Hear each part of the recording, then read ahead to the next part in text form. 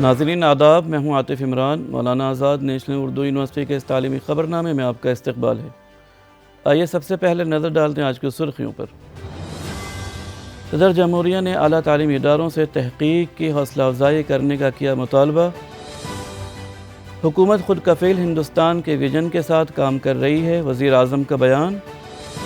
اور یوم سائنس کے موقع پر مانو سول سروسز اکیڈمی اور مانو ماڈل اسکول کے طلبہ کا شاندار مظاہرہ۔ اور اب خبروں کی تفصیل۔ صدر جمہوریہ درپدو مرمو نے تعلیم کے ساتھ تحقیق پر خصوصی توجہ دینے کی ضرورت پر زور دیا۔ انہوں نے کہا کہ تحقیق کو فروغ دینے کے لیے حکومت نے نیشنل ریسرچ فنڈ قائم کیا ہے۔ راشٹرپتی بھون میں وزٹرز کانفرنس 2024-25 کے افتتاحی خطاب میں انہوں نے تعلیمی معیار کو ملک کی ترقی کا پیمانہ قرار دیا۔ صدر جمہوریہ 184 تعلیمی مرکزی اداروں کے وزٹر بھی ہیں۔ انہوں نے تعلیمی اداروں کے سربراہان پر زور دیا کہ وہ ہندوستان کو علمی معیشت کا مرکز بنانے میں اہم کردار ادا کریں۔ اس تقریب میں اختراع، تحقیق اور ٹیکنالوجی کے شعبوں میں وزٹرز ایوارڈ بھی پیش کیے گئے۔ یہ پرسکار انوویشن، ریسرچ तथा ٹیکنالوجی ڈیولپمنٹ کے چھیتروں میں ان کے असाधारण योगदान को मान्यता देने का एक महत्वपूर्ण माध्यम है।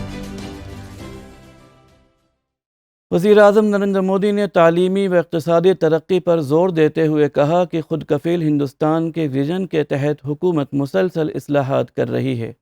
انہوں نے کاروبار میں آسانی، جن وشواس ایکٹ اور آسان انکم ٹیکس جیسے اقدامات کو تعلیمی پیشہ ورانہ ترقی کے لیے اہم قرار دیا۔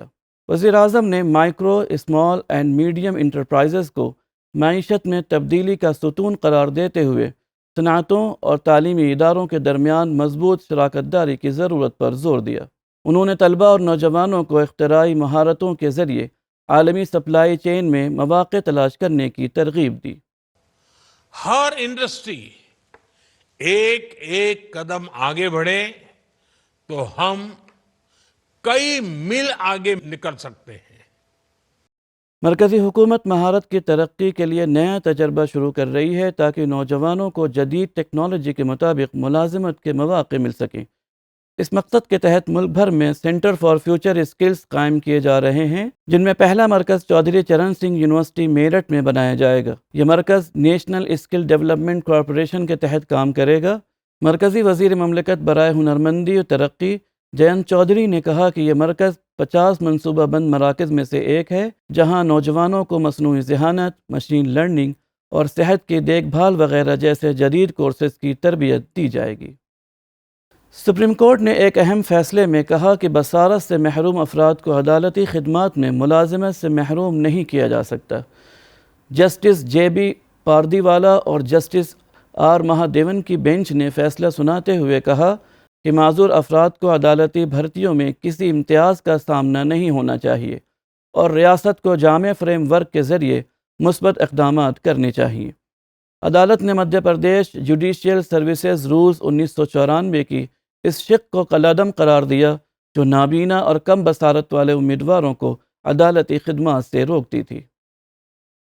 قومی یوم سائنس کے موقع پر راشٹرپتی نیلائم سکندرآباد میں سائنسی مقابلوں کا اہتمام کیا گیا۔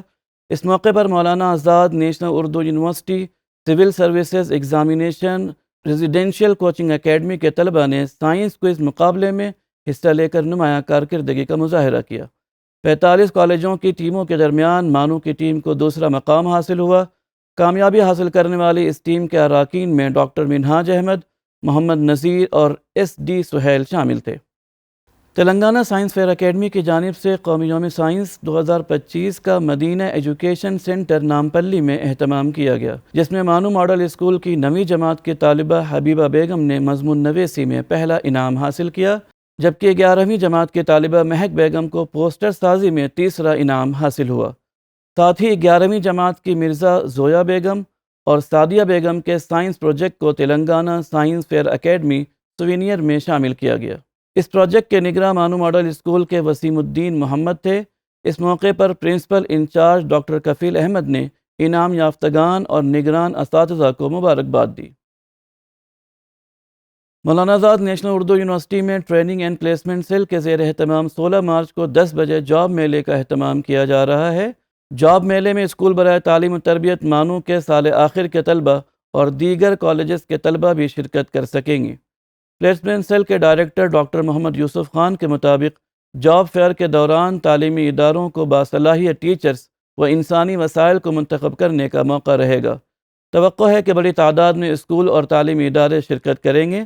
خواہشمند اسکول کے ذمہ داران اور تعلیمی ادارے جو اس جاب میلے میں حصہ لینا چاہتے ہیں وہ 10,000 روپے فیس ادا کر کے فی پیمنٹ کی رسید اسکرین پر دی گئی ای میل پر ارسال کرتے ہوئے رجسٹریشن کروا سکتے ہیں۔